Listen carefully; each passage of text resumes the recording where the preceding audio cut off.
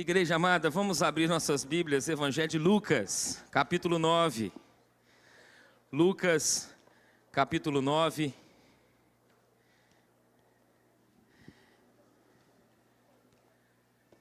Gostaria de ler contigo a partir do verso 37.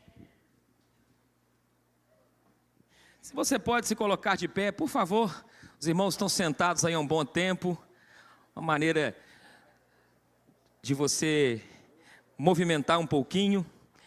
Capítulo 9, verso 37. A Escritura diz assim: No dia seguinte, ao descerem eles do monte, veio ao encontro de Jesus grande multidão. E eis que dentre a multidão surgiu um homem, dizendo em alta voz: Mestre, suplico-te que vejas o meu filho, porque é o único. Um espírito se apodera dele e de repente o menino grita. O espírito o atira por terra, convulsiona-o até espumar. Dificilmente o deixa, depois de o ter quebrantado. Eu roguei aos teus discípulos que o expelissem, mas eles não puderam. Jesus então respondeu: Ó geração incrédula, perversa, até quando estarei convosco e vos sofrerei? Traze o teu filho.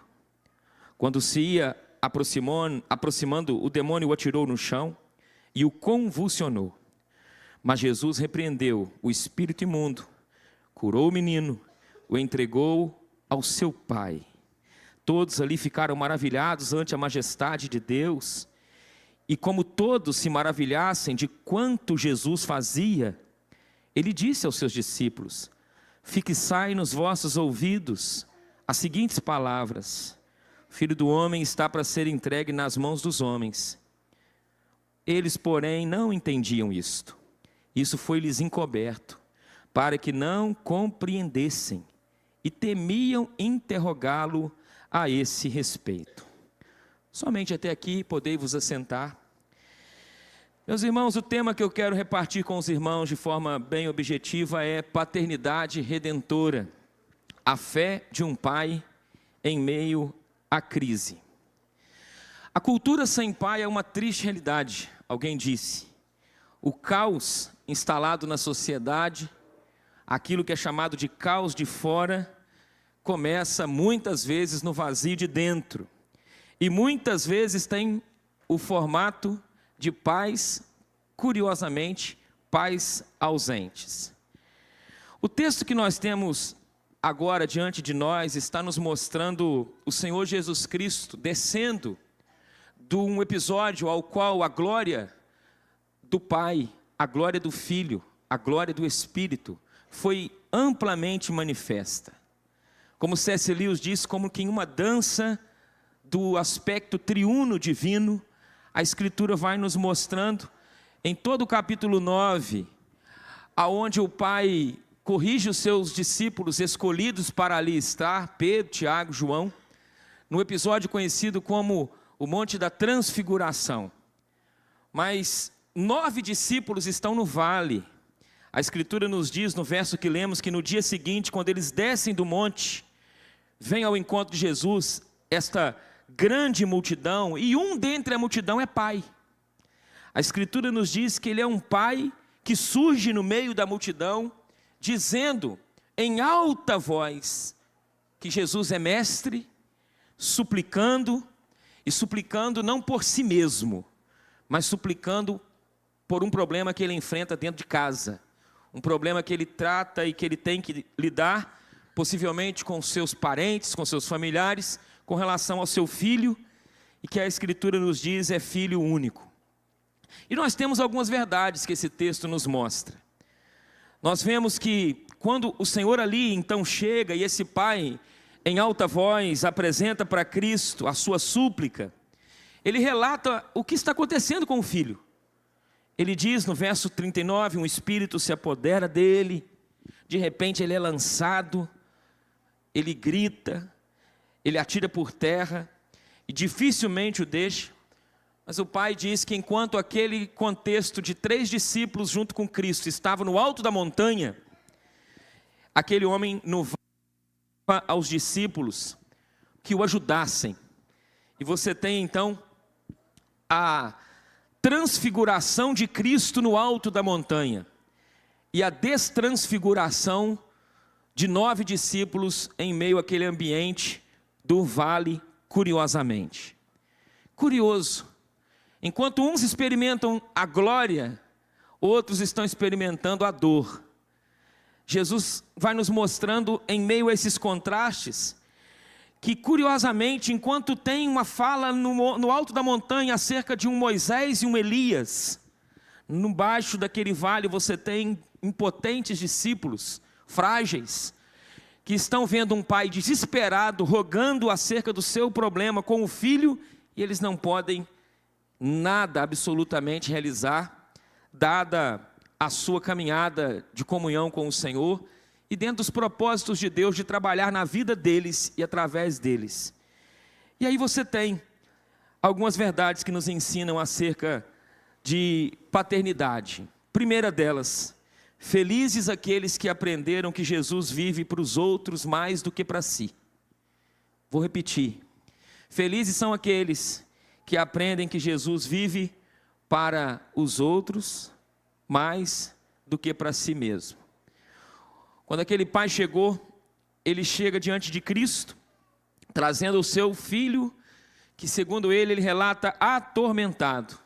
Se você ler o Evangelho de Marcos, capítulo 9, verso 21, está escrito que desde a infância, o texto que lemos diz que ele pede ajuda a Cristo. Então você tem um pai em aflição, e acredito eu, que dentro desse ambiente de culto, onde nós honramos os nossos pais, aonde alguns de nós desfruta talvez da autoridade, da bênção de ter um pai próximo, quantas e quantas vezes nós como filhos vemos os nossos pais em aflição, e às vezes aquele filho que é cristão, que lidar com um pai não cristão, também vê na realidade desse pai as suas muitas e muitas aflições, por causa de opressões. Quais?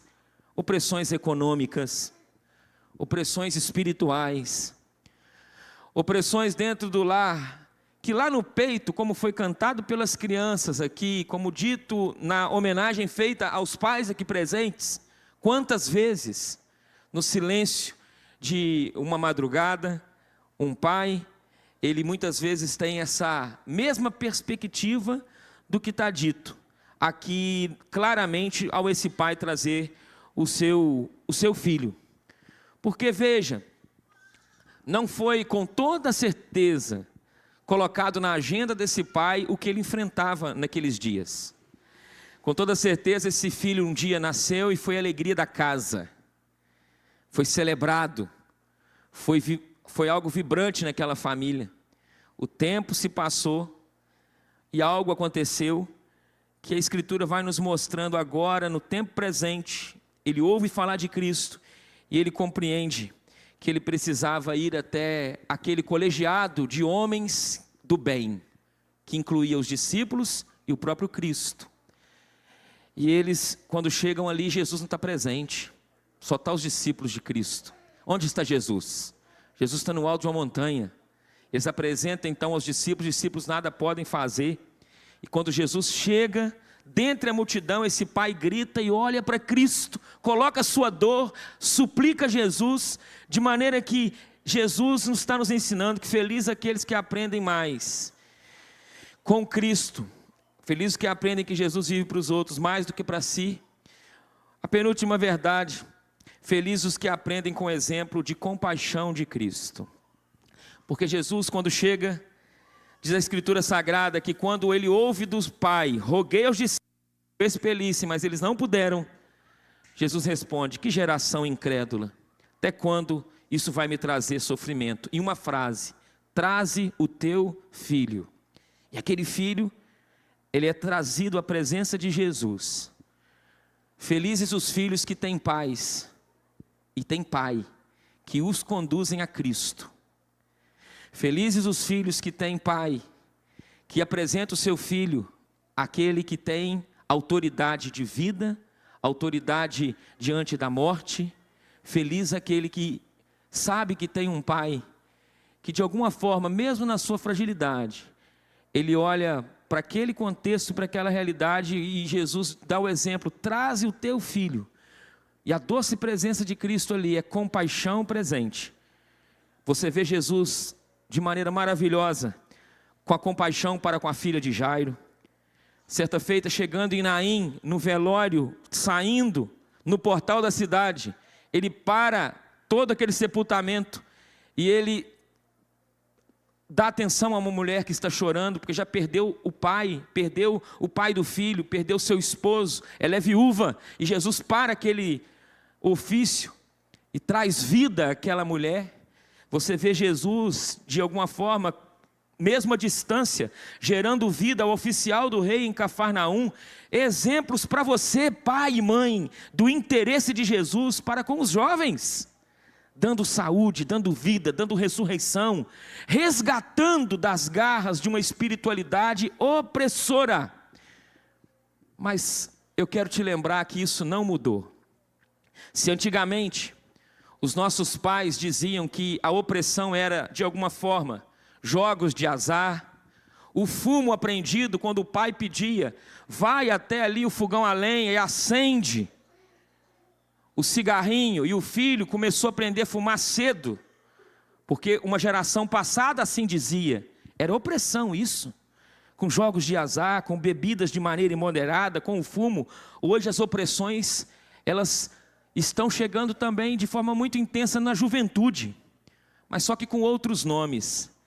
As betes modernas, casas de apostas, cigarros eletrônicos, gente cativa, presa, e que pais, ao verem isso, sofrem, de maneira que olhar para esse texto e Jesus dar atenção para esse pai é pensar na compaixão e ser visitado com essa sensibilidade de um pai que precisa dessa compaixão na vida. E eu quero lembrar a você, meu irmão, essas duas verdades. Felizes os que aprenderam que Jesus vive para os outros mais do que para si, porque quando ele chega, ele dá atenção a esse pai. Felizes os que aprendem com o exemplo de disponibilidade e compaixão de Cristo diante da opressão vivida por um filho único, ao qual um pai sofre. Mas também felizes os que cuidam de si ante a ignorância ou lentidão em aprender. Tem muitos de nós, pais, que sofrem com a lentidão do aprendizado. A gente ensina, você ensina, e eu me lembro do meu pai, quantas vezes minha mãe me ensinava coisas, e eu fui lento em aprender, coisa da minha natureza, e me arrisco a dizer, da de todos aqui. Jesus realizou o milagre, repreendendo aquele espírito imundo, curou o menino, entregou ao seu pai, todos ficaram maravilhados, e o verso 44 diz que Jesus diz aos discípulos assim: olha, sai nos vossos ouvidos as seguintes palavras: o Filho do Homem está para ser entregue na mão dos homens. Eles, porém, não entendiam isso. Verso 45. Foi encoberto para que não compreendessem e temiam interrogá-lo. Os próprios discípulos de Cristo, lentos no aprendizado. Jesus falando da cruz e eles não conseguem compreender. É ouvindo, mas não discernindo, vendo com os olhos, mas não compreendendo com o coração, ignorantes.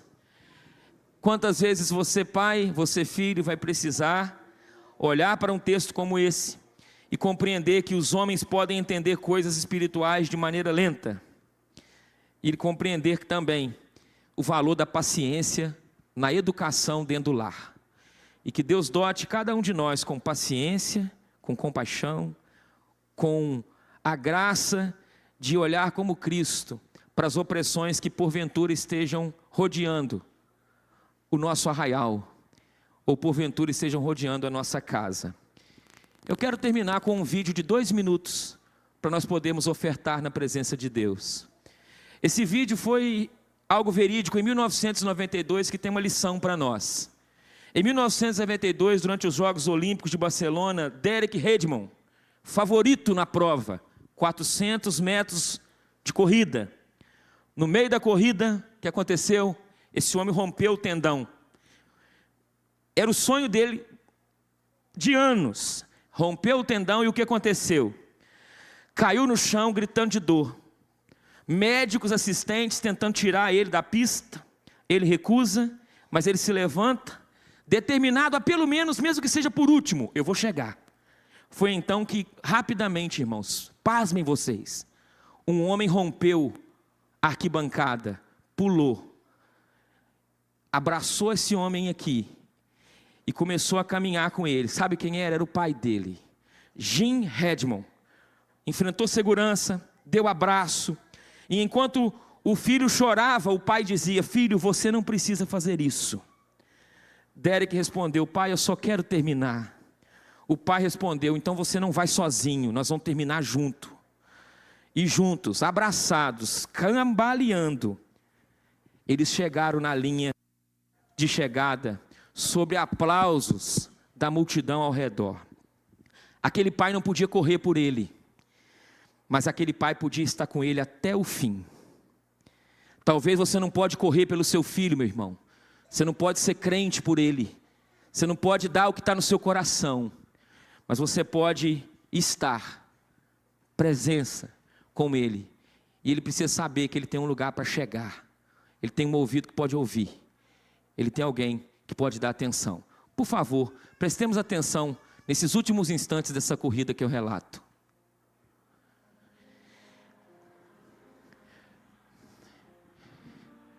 E de repente, ele indo bem na corrida, como na vida, muitos de nós,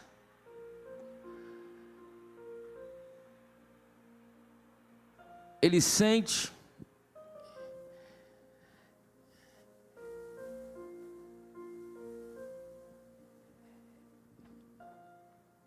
e agora no meio das lágrimas, alguns começam a chegar ao ouvido dele: desiste, vem para cá. A corrida já terminou. Ele começa então no sacrifício, mancando. O ano era 1992. Eu tinha 12 anos. E o pai, eles estão tentando impedir o pai de ir, mas o pai quer abraçar o filho. O pai tenta demovê-lo da ideia de para que chegar lá.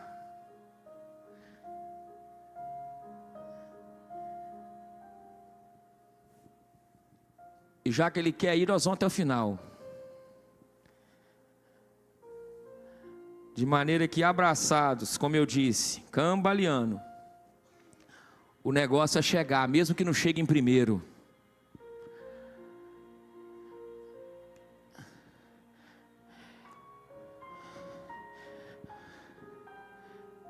Assim somos nós, irmãos. Lembra de Hebreus capítulo 11, lembra desse pai do texto da exposição.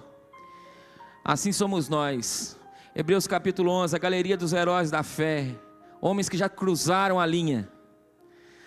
Talvez você se encaixa na figura desse pai ou na figura desse filho que tem as suas dores. Mas maior é Deus e vai nos ajudar a terminar a nossa corrida para a glória de Deus. Amém, igreja? Deus amado, em nome de Jesus, obrigado pela sua palavra. Tua palavra nunca volta vazia, e a tua palavra, ela é glorificada em nós e através de nós. Perdoa-nos, ó Pai, pelas nossas fragilidades na paternidade, mas nos ajuda a olhar para a perfeição do Cristo, que chegando na dor daquele pai, manifestou compaixão, presença, mesmo diante daqueles discípulos que não compreendiam, lentos em aprender. Aquele ambiente foi um ambiente dotado de muita paciência da parte de Jesus. E que o Senhor dê aos pais aqui presentes, aos filhos,